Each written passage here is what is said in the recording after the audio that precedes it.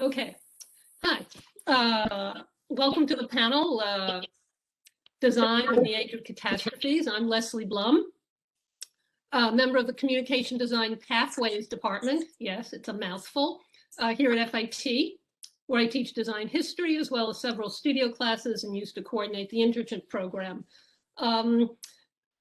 Dan and Kanhi, I'd just like to thank you to say that it's been an honor to participate in this grant and all the preparation for this conference and to be able to moderate this panel. I'm rather in awe of this panel, of the panelists here, their work. So let me introduce them. Patrice George is an associate professor in the textile development and marketing at FIT. Her specialization is woven textiles and the history of the textile trade and technology. She has been part of the FIT faculty team for MIT and FIT Crossdisciplinary project, where students from each institution have explored the intersection of design and engineering for products made of advanced functional fibers, yarns, and performance textiles. Next panelist, Deroy Peraza, is a partner and creative director at Hyperakt, a Brooklyn-based communication design firm that describes itself as a purpose-driven design studio for champions of social justice, creativity, and progress. They develop visual identities, websites, visual essays, and data visualization, among many other services, both for print and digital. For organizations on the front lines of social justice. Their clients have included the ACLU, the Vera Institute for Criminal Justice, Pete Buttigieg's presidential campaign, and Amnesty International, just to list a few of the very impressive client list. Joel Towers is a professor of architecture and sustainable design at Parsons School of Design and the School of Constructed Environments. He is also the director of the Tishman Environment and Design Center that he founded in 2006 at Parsons, and a university professor at the New School.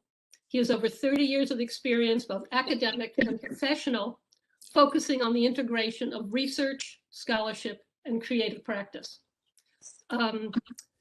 Julie Traganou is a professor of architecture and urbanism at Parsons School of Design and affiliated faculty with the Department of Politics at the New School for Social Research.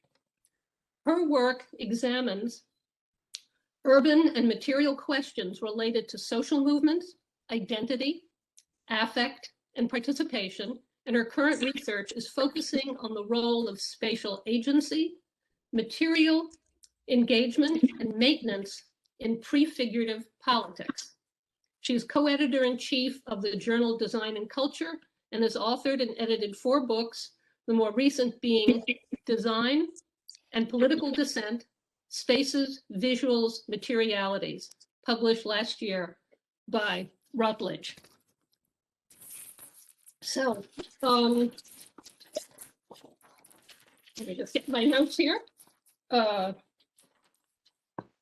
of the panel, we'll need to pose one of 3 questions, and each of the presenters will respond briefly, and then there will be a dialogue, a discussion among the panelists, and then questions and answers from the audience at the end of the panel discussion.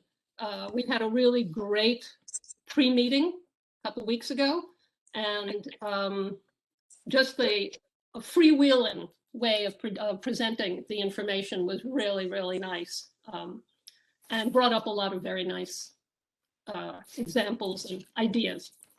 So, the term catastrophe is an extremely broad term and can refer to many crises facing the world today. There is, of course, the current pandemic that certainly could be referred to as a catastrophe or a catastrophic event, but there are many others that differ in scale and form. There are natural disasters such as tsunamis and tornadoes that are local and discrete. There are long-term complicated issues such as sustainability and climate change, but there are also others that are more political, such as income inequality and racial justice. Given the range and interconnectedness of all the issues that fall into the category of catastrophic. No one panel can provide all the answers, but it's the hope that the ideas that are presented here will provide some directions and inspire action. So, the questions. First question, how as designers and faculty do you address catastrophe, including issues of the role of labor and capitalism? I'd like to start. Joel, do you think you'd like to start since you teach a class on waste and justice? You're calling on me, Leslie? It's like being in class. I love it. Yeah, well, hey, we're trying to replicate that student experience here. Yes, I didn't even raise my hand. No, I'm happy to start. Thank you, and thank you for having me here for this panel. I was able to participate, or at least listen to, a lot of what was said this morning as I was explaining with one ear while I was in another meeting at the same time, which is our lives today, which we could probably describe as a catastrophe. But I saw briefly my colleague David Brody show up, and it reminded me, I see his name still there, and it reminded me that I used to give a lecture in one of his classes called Disaster by Design. And David will remember that talk, no doubt. And the premise of it was sort of twofold. One was that the disasters that we were experiencing, largely environmental and social in nature, were the result of human action, or at least human action was exacerbating those conditions, and that there was an intentionality associated with them because they were the result of plans many times gone awry or unconsidered. And so the notion that disaster is something outside of the human construct that happens to us rather than is constructed by us was a really important framing for that. And the second part of that talk was, so what can design do differently? How could design act in the world given the increasingly complex nature and impact of what we are now calling catastrophe in this panel, and the role that we play. And so it was both a kind of scary talk and an optimistic talk at the same time. And I do find that that's, to me, when I think about these issues and I think about teaching in particular in relationship to these issues, I think we have an obligation, first and foremost, to be educating for the time in which we live. And we live in a time in which humanity has become the dominant force affecting the planet ecologically. That's what it means to live in the Anthropocene. And we can unpack that notion. I know that at some point you were going to put up a slide about what design can do. The group in Amsterdam, I gave a keynote there a few years ago on reframing the Anthropocene. The idea was that talk is somewhere on their website, but it was an outgrowth of this disaster by design notion, which is that the Anthropocene can either be constructed as a time of a sort of end of times narrative, or it can be constructed as a moment in which human capacity responds to the moment that has been created precisely by human action. And so we started our pre-meeting with really trying to unpack the term catastrophe, and Leslie, you gave a preamble around that. I think for teaching design,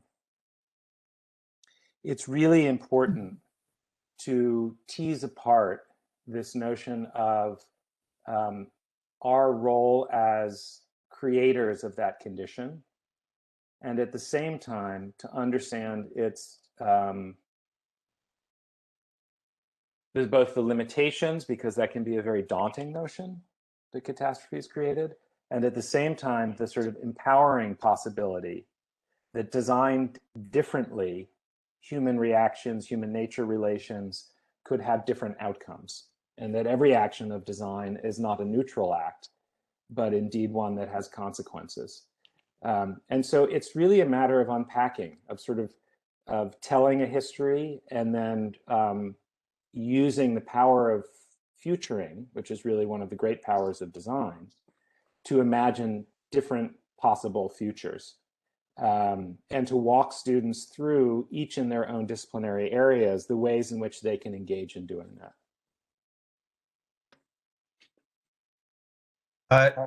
I would jump in to follow Joel. I fully agree that the act of design is, like, in large part, designing futures.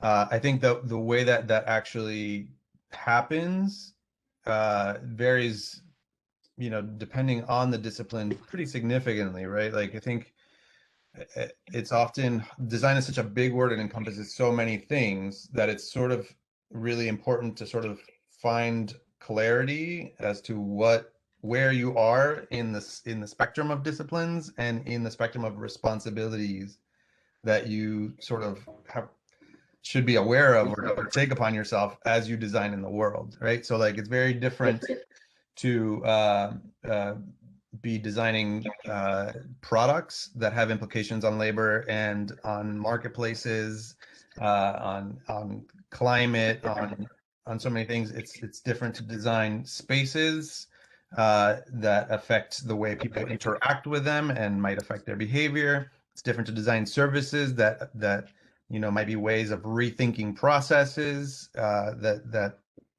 will also have implications on people. And in our case, which is more in the space of communication design, our role is more to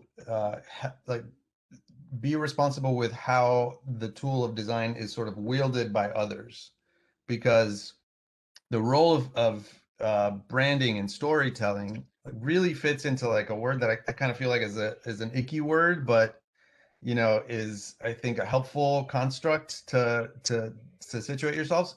It's marketing, right? It's a way of selling ideas.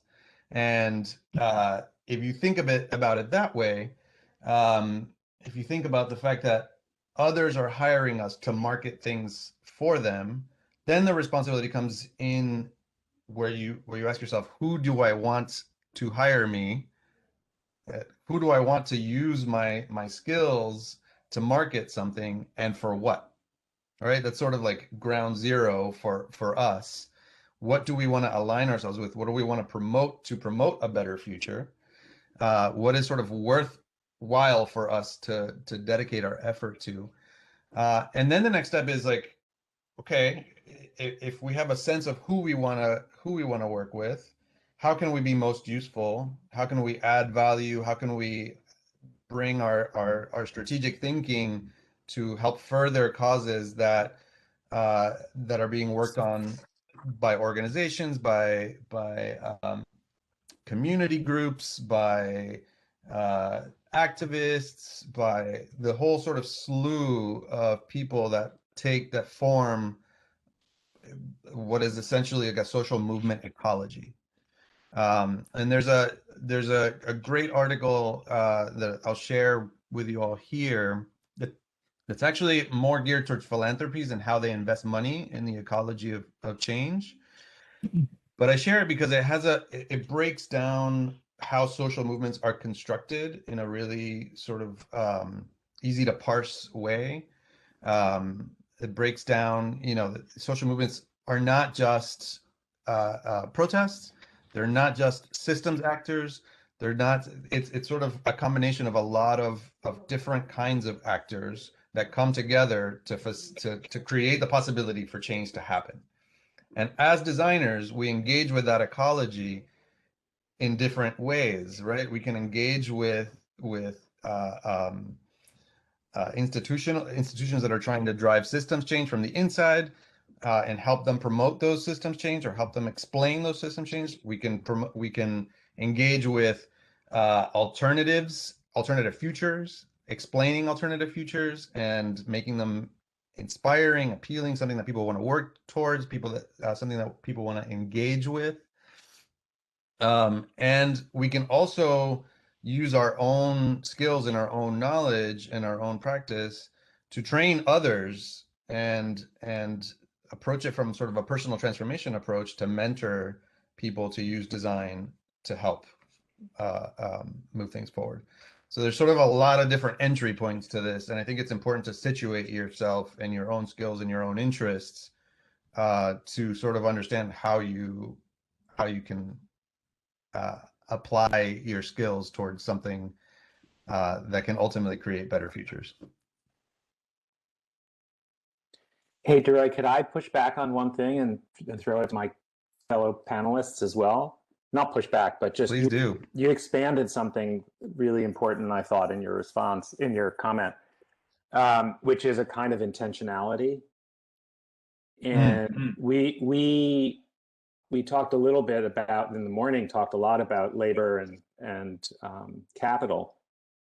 And arguably, catastrophe, like from a number of perspectives, capital doesn't really consider a lot of what happens at catastrophe. Particularly, you know, like issues that you just described, where we might say environmental justice, social justice, equity, issues that like are activating us to engage in change making. A lot of those are not seen as catastrophic from capital's perspective. I mean, I can't imagine how you don't see those as. I mean, they're like everyday catastrophes in a way, right? Right, but it's a question of value and intentionality. Yeah. And so part of what you're saying is layering a value system into change making that really alters the construct of a kind of extractive capitalism in which labor is just a kind of function. Yeah, I mean, I think it's important. I think it's hard to think of catastrophes as just like, oh, a bad thing happened, how can I help? Like, bad things rarely happen in isolation, like you know, as you clearly stated in your opening statement. I think you know, when a hurricane strikes and there's, you know, you're trying to raise funds for a recovery, it's not just about like a bunch of houses got knocked down.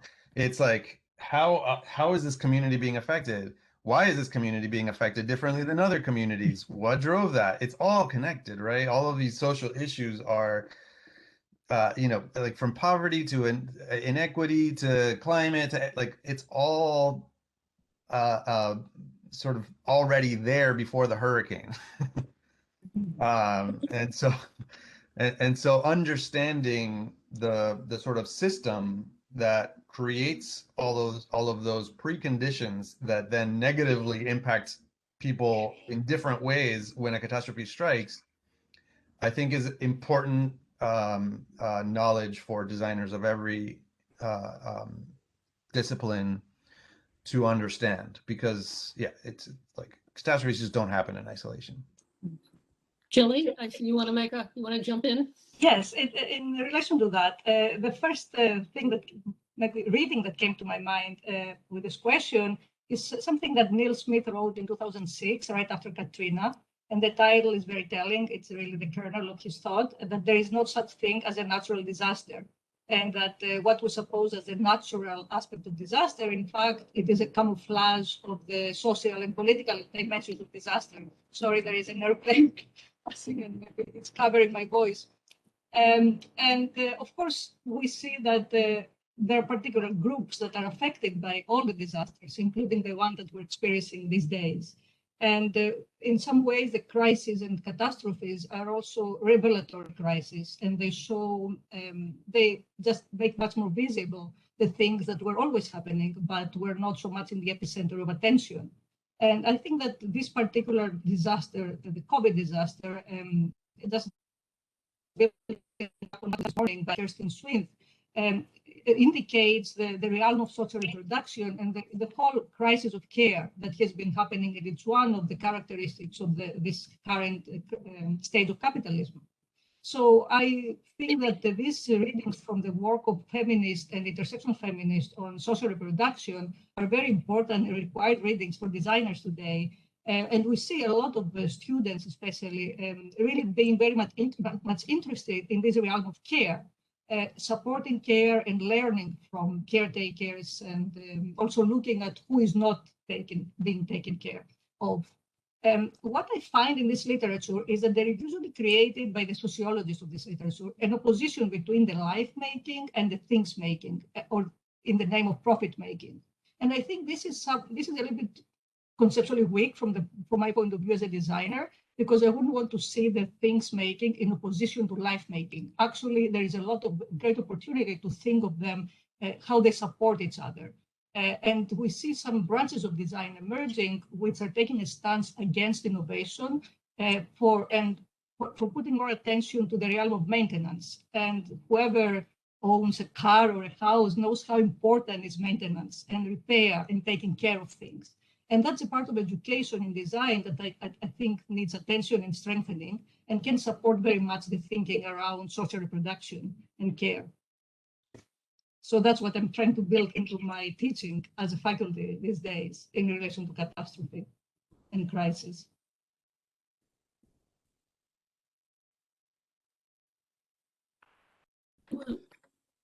I think you unmute. There we go. Sorry. Yeah, okay, there you go. Patrice. I'm unmuted now. Okay.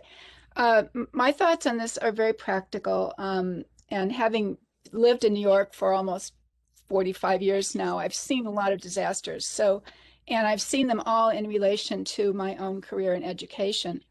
I've lived through 9/11, and I lived 2 blocks from the World Trade Center. So I learned what it was like to have your whole life. We didn't lose anything, but I lost my access. At the time I was freelancing, I was working from home. So I lost access to all of my equipment. I lost access to my livelihoods. Most of my customers were also in Lower Manhattan. So that's my definition of catastrophe.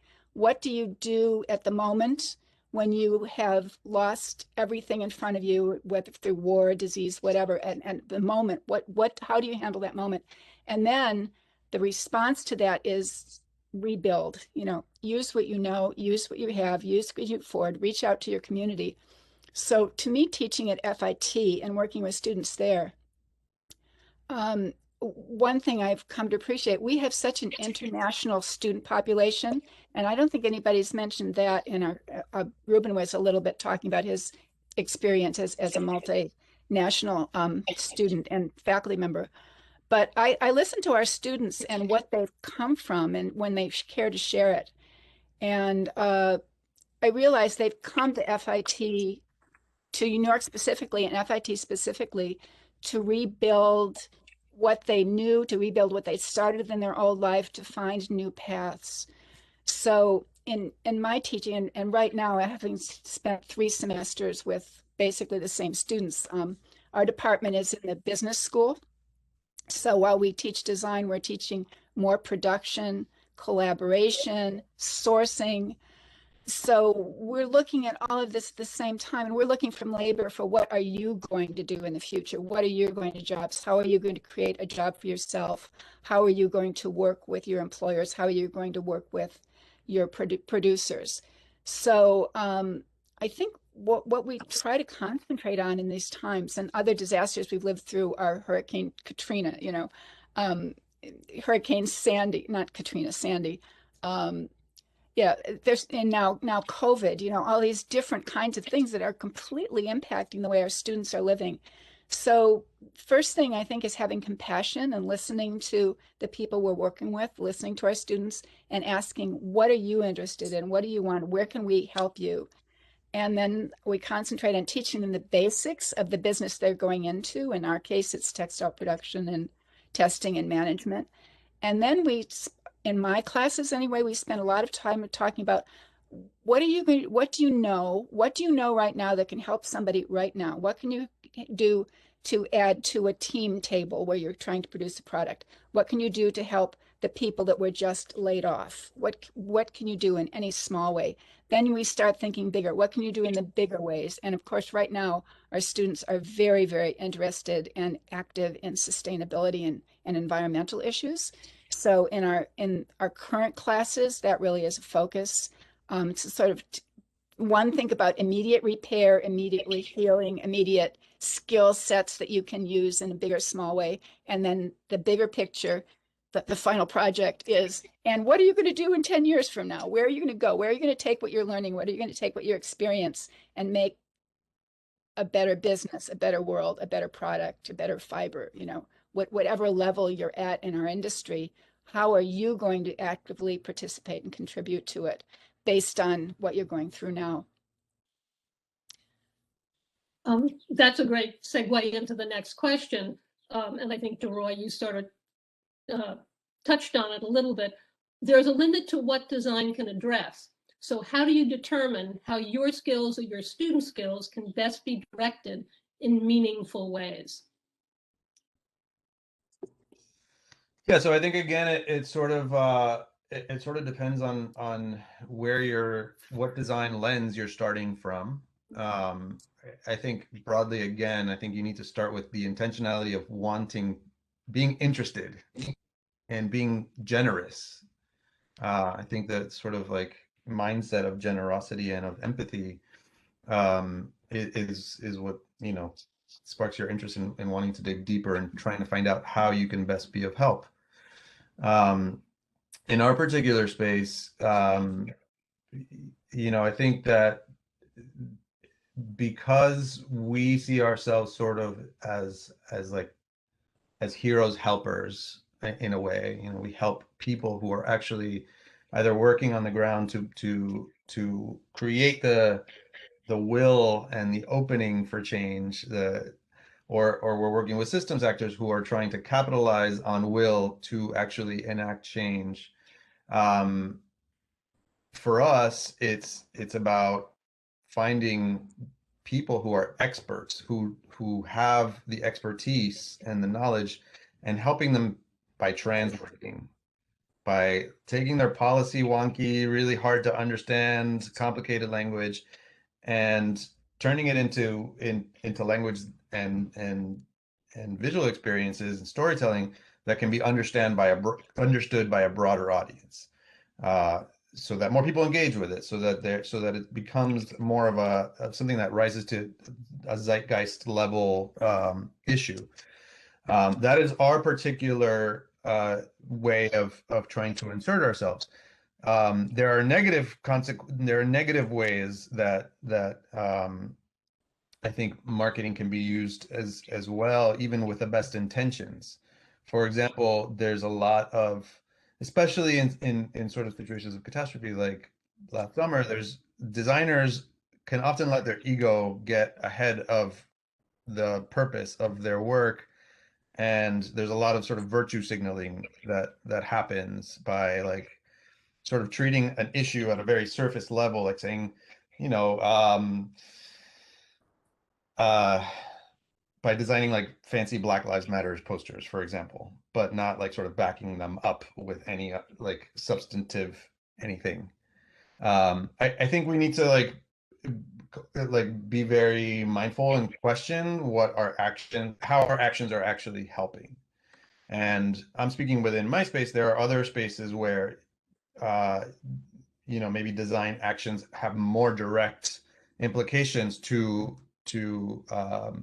end users and their behavior. I think in those cases even more, I think you have to always think, how is the design that I'm putting into the world, how is it going to affect people?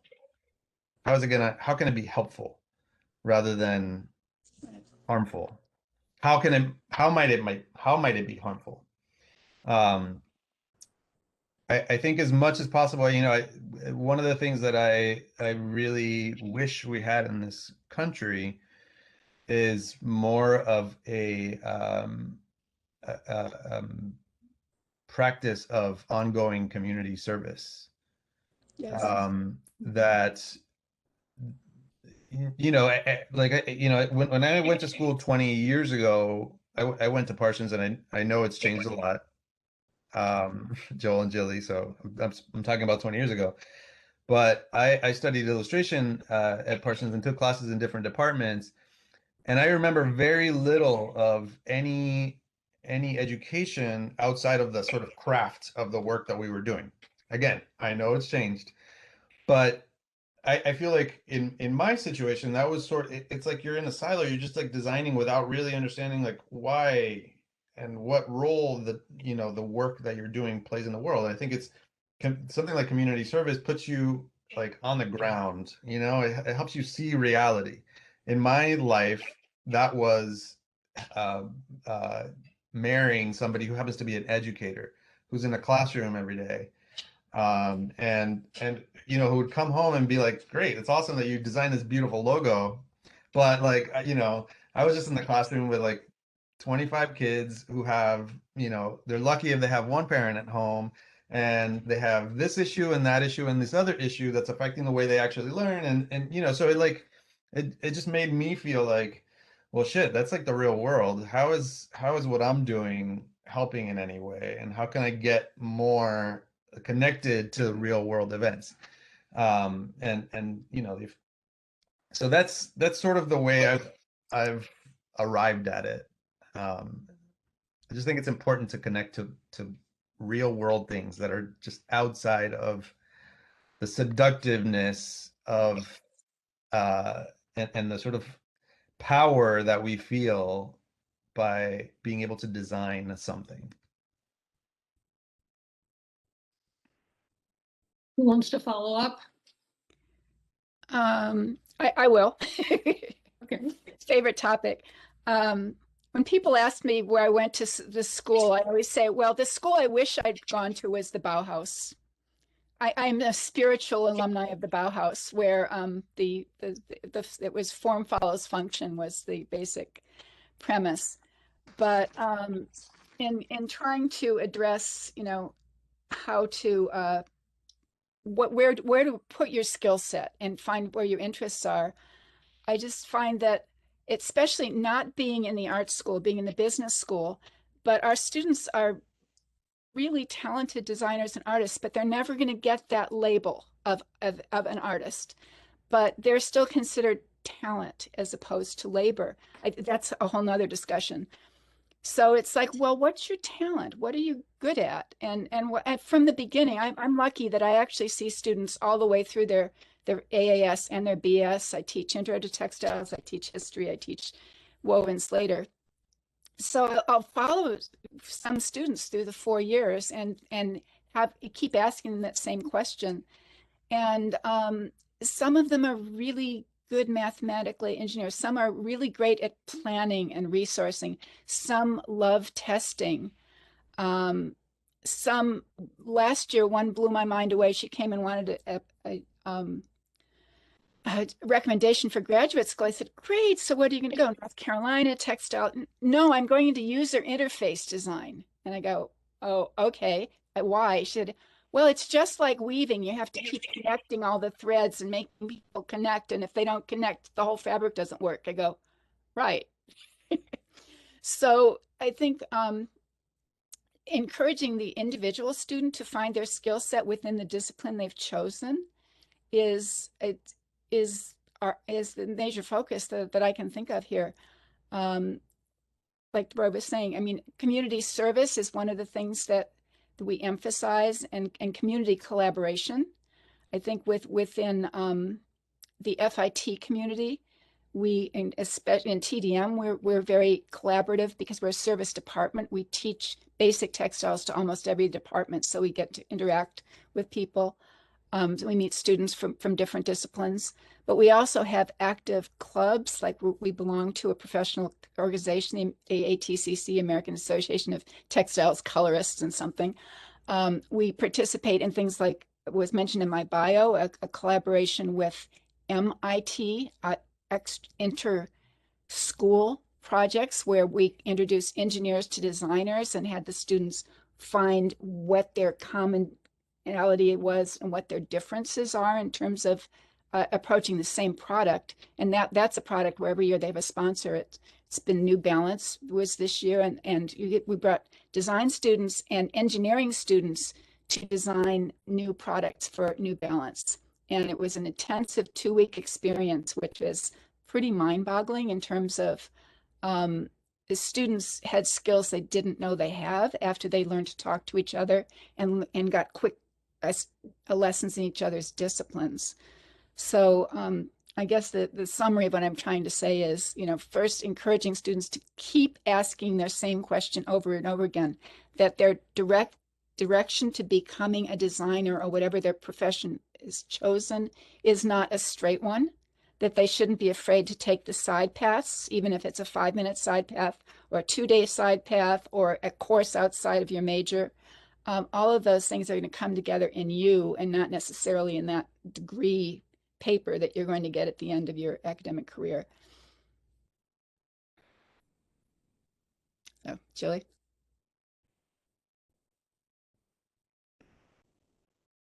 Sorry, I wanted to mention a few other skills which also relate with how students work with others, especially community work. And we see, especially at Parsons, things have changed since 20 years ago. Most of the studios and also even theoretical work is happening, not only work for communities, but also work with communities. And there are questions, of course, of not only less harm, but also how we can make our work useful, including even our writing. How can we work with community organizations, nonprofit, etc., and maybe for the policy papers they're writing, how we can contribute to that. But also beyond social justice, also I see the students working a lot on 2 other very important frameworks. One is the decolonizing, that has very much to do with, as Patrice said before, with where the students come from. Very often they feel that they come from countries that they have the experience of colonial domination, and they feel very strongly about understanding what role design played in these conditions of domination, and how we can think of design through other words also, which are not necessarily design words. What is the emancipatory potential? So not only understanding the negative role that design played, but also decolonizing through different approaches in design. And the other thing that we see, and I think Deroy mentioned earlier, is the world building and the futuring. Thinking that imagination has to be unleashed. It's not only about thinking on the ground, but also being able to think of a different world and understanding how the things we design need a different environment around them in order to arrive to their full potential. So not only designing products, but also thinking about the scenario of the world around them. And here we see, of course, the support of utopian writing, film, especially literature. And this is great inspiration for the students today, which I see very strongly in this generation of students than earlier ones. So ways of thinking about the work that we do in a bigger scope, in a bigger dimension. I think these are important skills today. And the students bring them to the class. I want to give related to what you were saying, Jilly, I want to give a plug for 2 exhibitions that are at MoMA right now on the same floor that I think are really good illustrations of that range. One is Reimagining Blackness in Architecture, which is future building. It's about imagining, alternative. Well, it's both about sort of writing some incorrect interpretations of history from the past, and also imagining futures, alternative futures. And the other exhibition on the same floor is about constructivism and the evolution of constructivism, how it got sort of used and applied for different ends and different goals. I think together they're really compelling case studies and just how broad the use of design and design thinking in general can be, and how interconnected it is with social behavior, social movements. Yeah. So, Leslie, I know you have a third question. I just want to add 2 quick points. which are well, I posted in the chat a quote from Brecht that I really love, that is that Deroy reminded me of when you were speaking earlier about what it means to engage and to do work in community, and as Jilly said, with community. Anyway, so I'll leave it there. You can interpret that for your will. The thing that I wanted to add to this is that, going back to this notion of catastrophe, is that disaster itself is really generative. And Patrice was talking to that, right? Like disaster happens and then there's this kind of rebuild, or there's a reaction to disaster. And often those reactions occur within a moment of crisis. That's what we're living in right now. It's why we're all talking in little boxes. What I would like to say is that while disaster is generative, crisis is often the worst moment to be doing thoughtful futuring. And one of the skills that designers need and design needs to acquire is the ability to make transformative change in moments that are not crisis, that are not generative by disaster, but are aware of all of the issues of equity, of ecological, looming ecological crisis before they happen. Like and to Deroy's point about change making, this is really one of the great challenges of design, because sometimes, often in the world of design, when things are going really well, we're very happy making another product in the world to replace a previous product that really is just about profit and isn't stepping back and looking at these systemic questions that are entirely predictable, by the way. When the economists want to tell you they didn't see climate change coming, don't believe it. Don't believe it at all. We knew this was coming for decades. We just haven't chosen to act on it. And so I think that's really one of this futuring capacity of design. I keep going back to it as well. It's critical that we are teaching the capacity to think about change, even in moments of calm.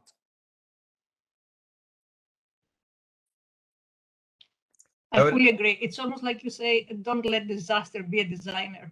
Be the designer before disaster. Right. And this is where history. Oh, sorry. I was just going to say, this is why history is so important. Go on, do it.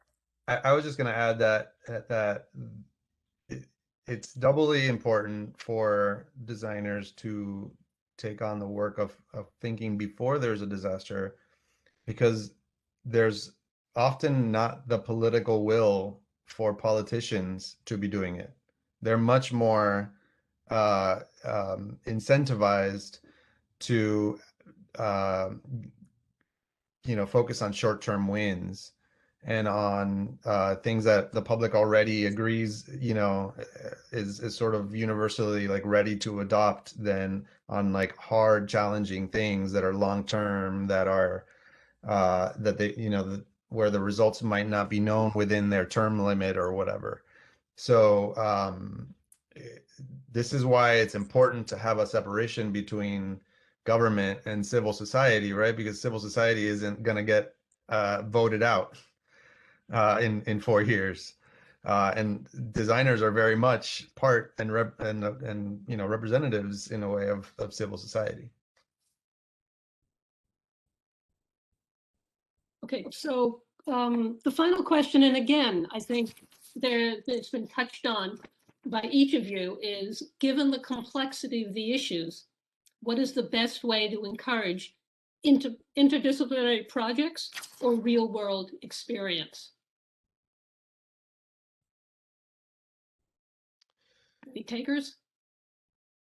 Right. Go ahead, Patrice. Living in New York City. But is both a possibility? Both? Ruben addressed that really well. Yeah, I got a degree in living in New York City. I think FIT is, I'm a graduate from the University of Michigan. I know there's some other Michigan connections here too. But when I think of that enormous campus, which took up the whole city, and where all of the departments were so cloistered, and if you were in the liberal arts school, you would have never met anybody from the engineering school. And if you did, you would be criticized for even talking to them.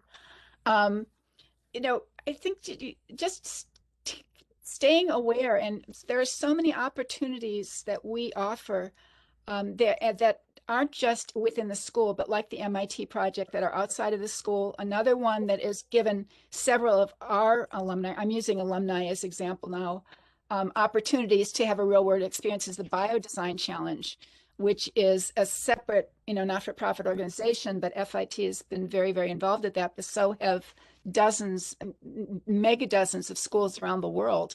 And the students are challenged to form teams from different disciplines with a mentor and come up with a biological solution to some environmental problem.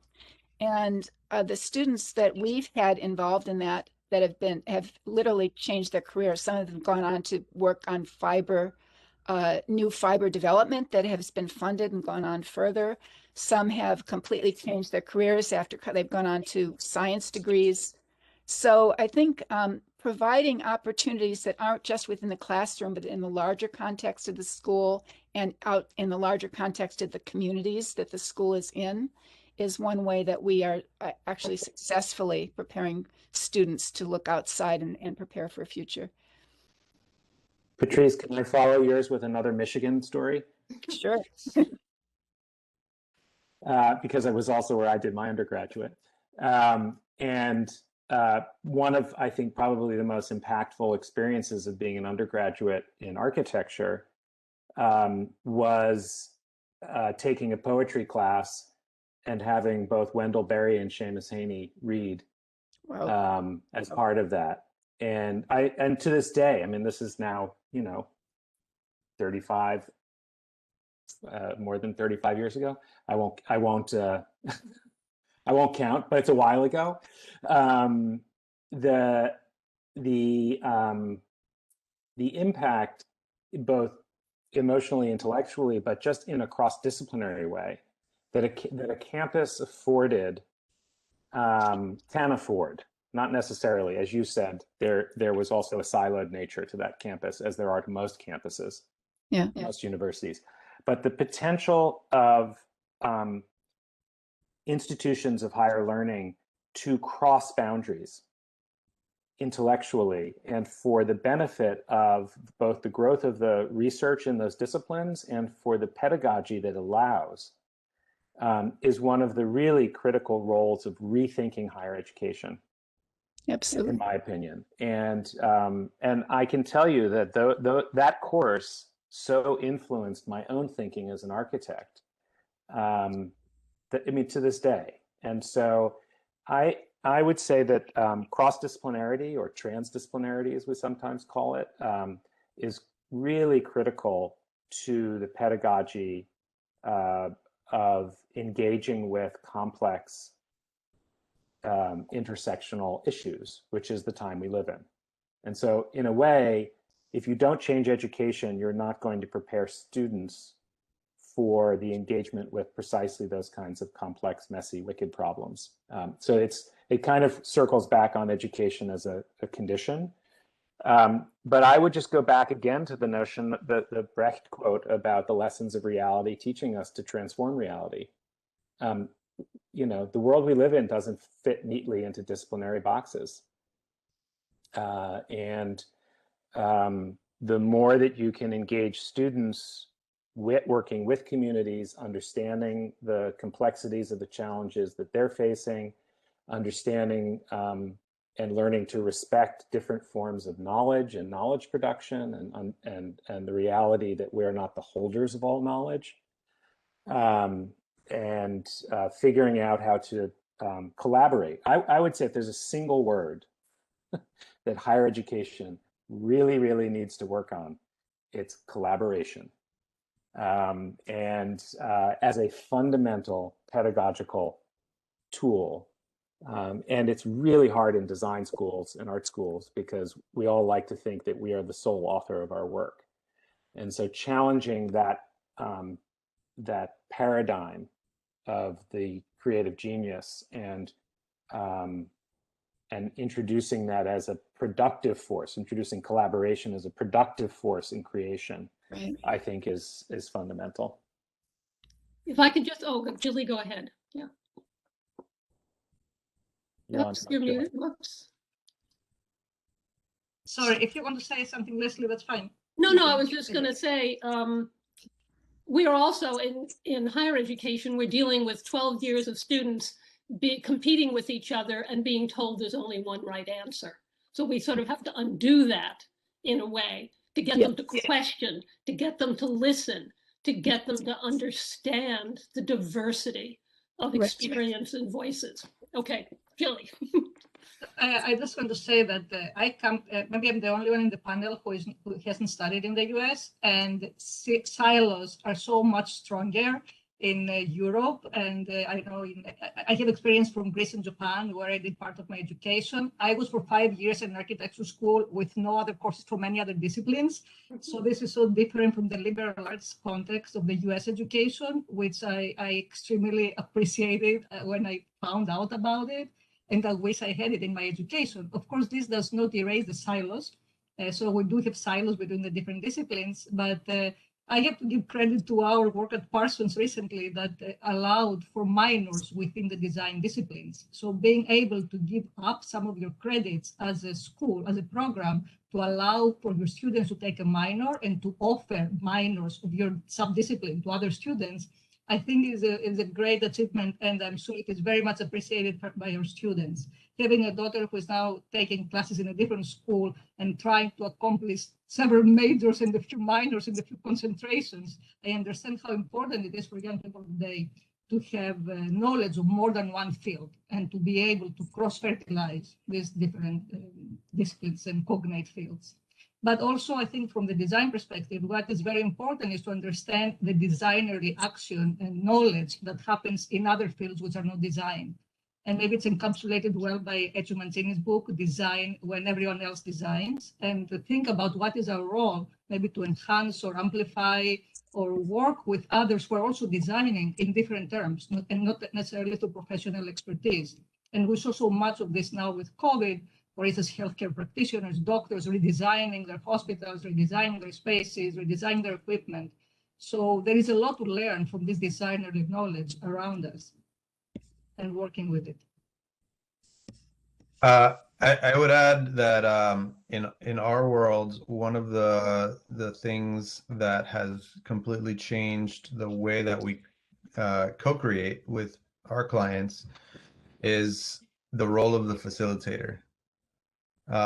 Which means that, you know, the teams often, when they're trying to make something together, have a hard time being productive. Often because there's a lot of stuff that's been said that is unsaid, because of personality issues, because of power dynamics, because of all kinds of things.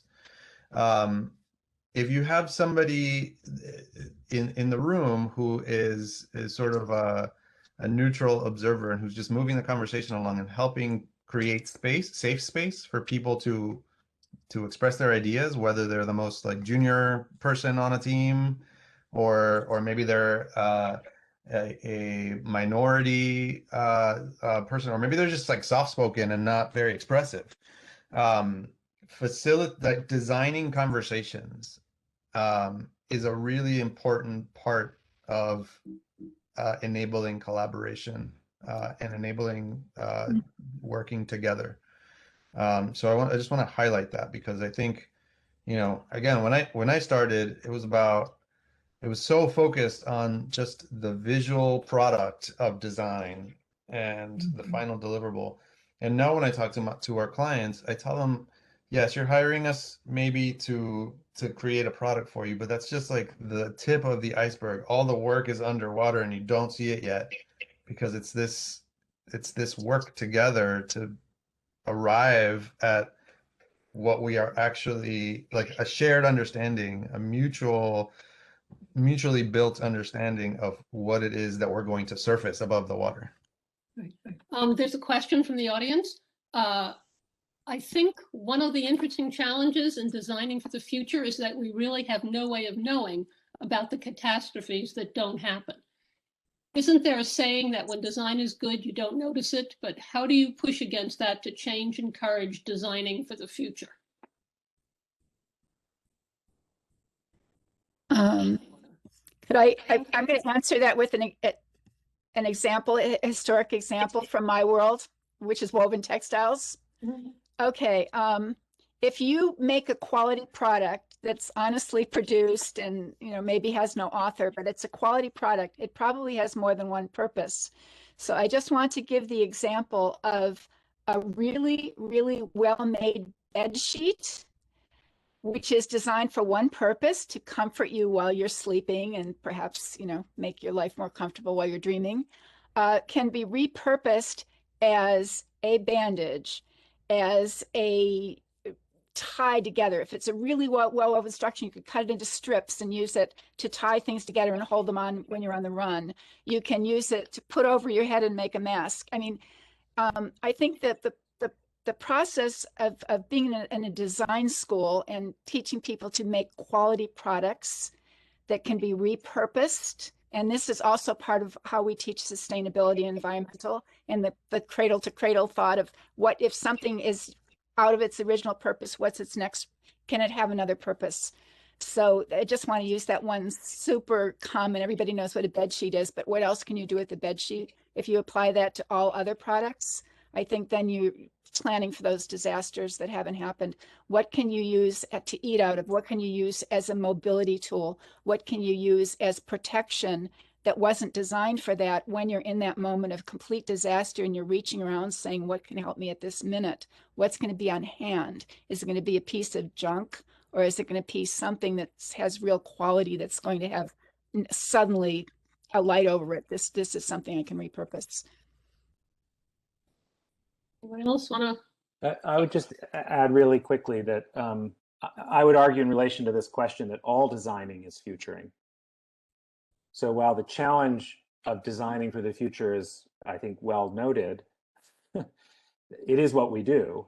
And I think that if you bring to it a systems view, which is something that Deroy mentioned, and I think we've all been talking about, and a framework around resilience is probably the best way to begin to answer the question that was posed by Joseph in this context, which is to say we embrace the futuring aspect of it, but we really have to think about the consequences, the balancing, the resilience questions that are embedded in futuring. Okay. Any last comments? We've got 1 minute left.